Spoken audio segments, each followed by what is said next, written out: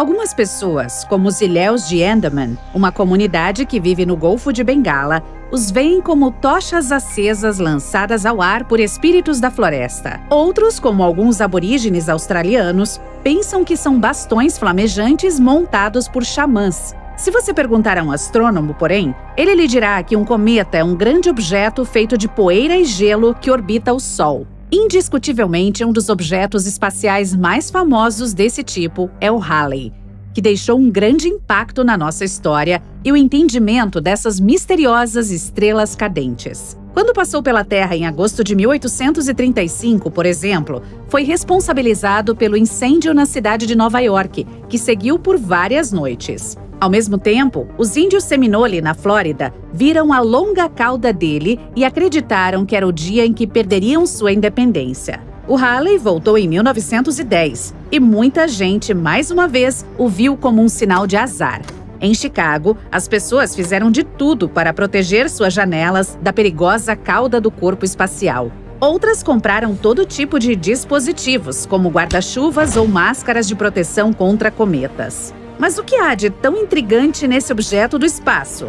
Como é que ele aparece ao redor da Terra de vez em quando? E o mais importante, ele é realmente perigoso?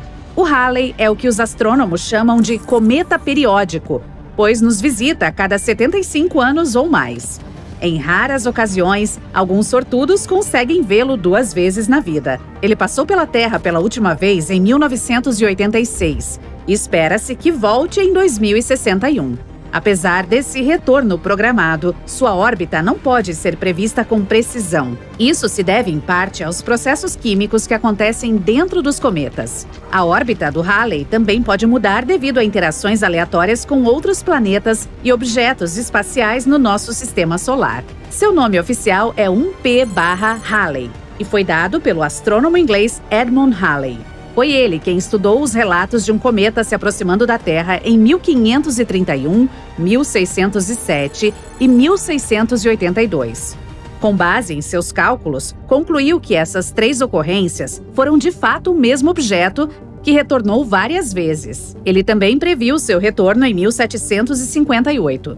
A descoberta do Halley também apontou que alguns cometas, como este, orbitavam o Sol, mas sua jornada não era circular. Se você olhar em 2D, a órbita do Halley se parece com um fio elíptico pendurado na nossa estrela. Infelizmente, o astrônomo não viveu para ver o retorno corretamente previsto, mas deixou seu nome no corpo espacial. De acordo com a Agência Espacial Europeia, o primeiro avistamento do Halley foi em 30 de março de 239 a.C. Os astrônomos asiáticos registraram isso nas crônicas de Shi Shi e Wen Xian Tong Cao. Mas outro estudo afirma que podemos tê-lo avistado pela primeira vez ainda mais cedo do que isso, durante os tempos dos gregos antigos. Escritos desse período relataram um enorme meteoro que caiu no norte da Grécia, deixando a população local perplexa. Isso logo se tornou uma das atrações turísticas mais populares do mundo antigo. Mas os autores também notaram um cometa no céu no momento em que o meteoro caiu. Eles descreveram ainda o fato de que o objeto espacial incomum permaneceu no céu por cerca de 75 dias. O próprio Shakespeare parece ter escrito sobre o Halley em sua peça Júlio César por volta do ano de 1600. Neste trabalho, ele incluiu uma frase agora famosa, falando de cometas como sinais incomuns, dizendo: "Os próprios céus resplandecem". Essa não foi a última vez que escritores famosos sentiram uma certa conexão com esse objeto.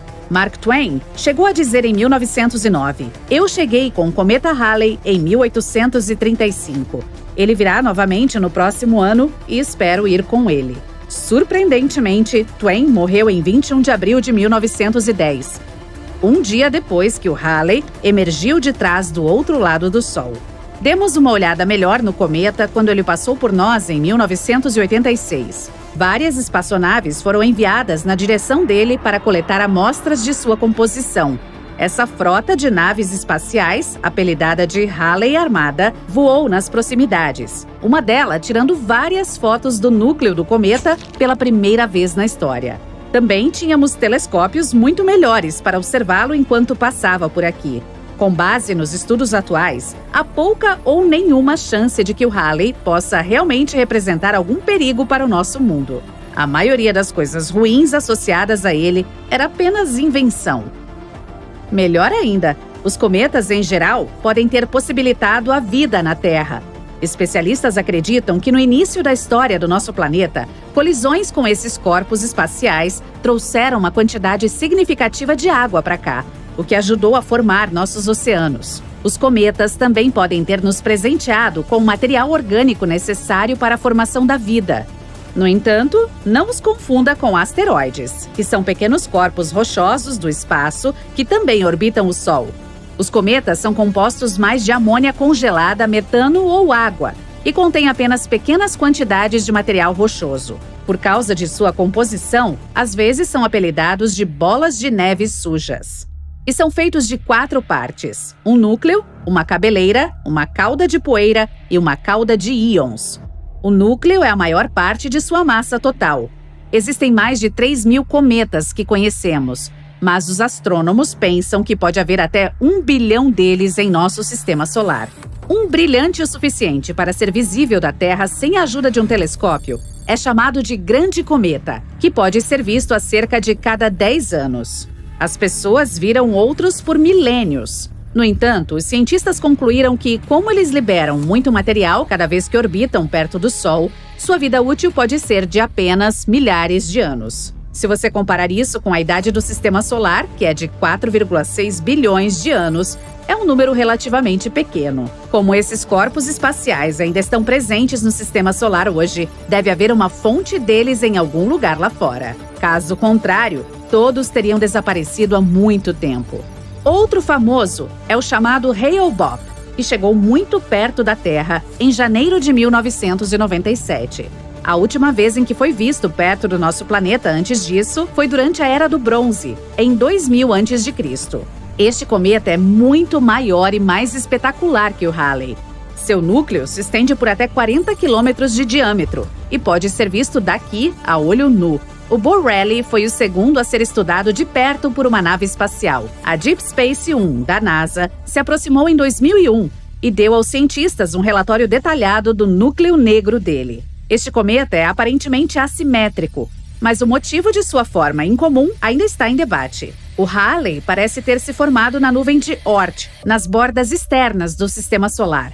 Mas dizem que o Borrelly vem de uma nuvem gelada de rochas para lá de Netuno, que é chamada de Cinturão de Kuiper. O Hyakutake nos deu um grande show quando passou a apenas 15 milhões de quilômetros daqui, em março de 1996. Ele parecia um respingo azul-gelo com uma tênue cauda de gás. E também surpreendeu os astrônomos, pois produziu raios-x 100 vezes mais intensos do que os cientistas haviam previsto. Uma nave espacial chamada Ulysses passou pela cauda de Hyakutake em maio de 1996, relatando que tinha pelo menos 570 milhões de quilômetros de comprimento. Isso é o dobro do tamanho da cauda de qualquer outro cometa conhecido. O Wild 2 foi examinado pela espaçonave Stardust, da NASA, em 2004. A sonda conseguiu voar a 235 quilômetros do núcleo dele, dando-nos algumas das melhores imagens de cometas até hoje. Foi também a primeira vez que obtivemos amostras de partículas de poeira de um desses objetos. A preciosa carga voltou à Terra em janeiro de 2006. Seu objetivo era verificar as condições sob as quais o Wild 2 e o Sistema Solar, aliás, se formaram bilhões de anos atrás. Ele tem cerca de 5 quilômetros de diâmetro e é coberto de crateras e falésias.